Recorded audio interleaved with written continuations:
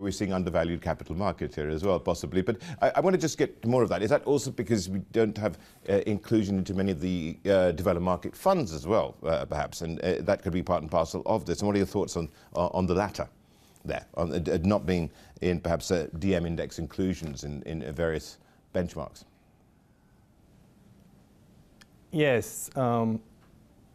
We opened up our capital market in 1992, and we did some tweaks in 1997 also. But ever since, there has been little institutional support for foreign investors to access our market. So we need to fix that. For example, we want international financial institutions to participate in our onshore interbank FX market, as long as they meet certain criteria, and we want to extend our FX market operating time. Yeah, I mean they're very restrictive, aren't they? I mean, so exactly. 3:30, exactly. I think they closed. Right. So would you like 24-hour trading in the morning? We will extend the time until 2 in the morning when London Stock Exchange closes. So yeah, we want the FX market to be open. May not make a difference, may not trigger inclusion into developed market indices, but what may do is short selling. Right. So where are you there? Now that we are under this very stressful situation of inflation and high interest rate, and Korean stock market collapsed last autumn, almost hit 2,000 the index number, and we under those circumstances, it was very hard for the regulator to deregulate the short selling. If the dust of this financial turmoil is clear within a couple of months, we will look into the regulation of short selling. Hopefully this year. Governor, I want to just move quickly to cryptocurrencies and how you regulate them here as well. How do you... Actually, we did not at all. So let's touch on this. How are you monitoring the situation that we've seen with regards to SVB and also, but it's not crypto, of course, and SFB is what I meant to say, of course.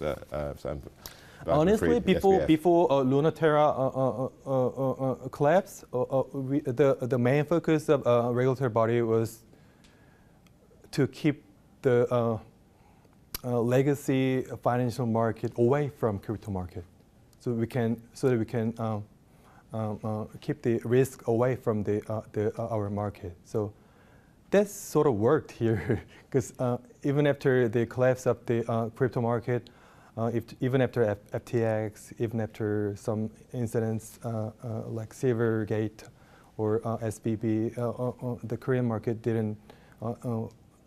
wasn't hurt that bad. Personally, when I took my office in June, everybody within the financial regulatory body said no to my suggestion that we need to do something to develop some sort of regulatory scheme to give investors more confidence on the market. Because no matter how we hate it or dislike it, it still exists there. Now we are talking about making law to have some sort of legal regulatory body here. Okay, so the legal empowerment. So just a final question here on this.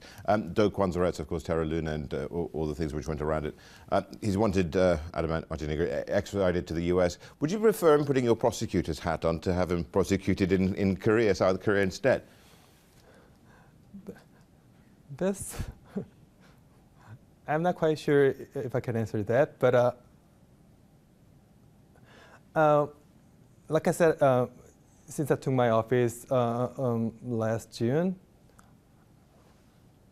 I worked with prosecutor's office as well, because Luna Terra already happened back then, and there was this case in prosecutor's office, and we helped quite a lot for them to understand what happened in financial market.